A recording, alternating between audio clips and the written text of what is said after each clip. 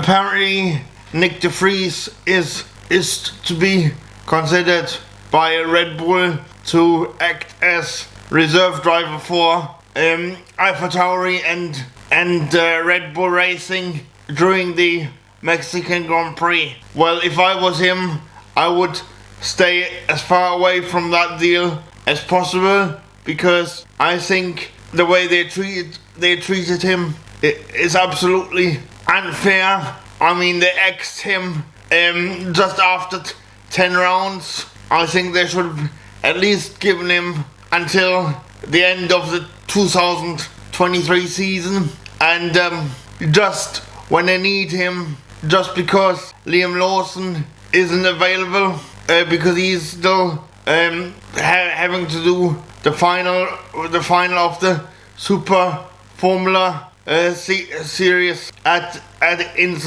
Suzuka. They are begging Nyck de Vries to come back, which I think he shouldn't take. I think Nyck de Vries wouldn't do himself any favors if he would take that offer, because of how Red Bull have treated him. Like I said, I would let Red Bull struggle. Anyway, this is just what I'm thinking. What do you guys think? Let me know in the comment section below.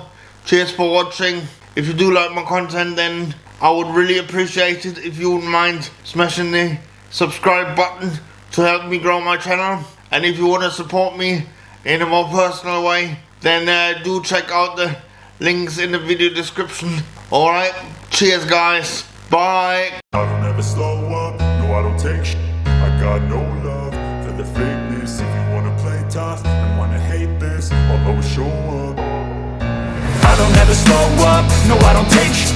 I got no love for the fakeness.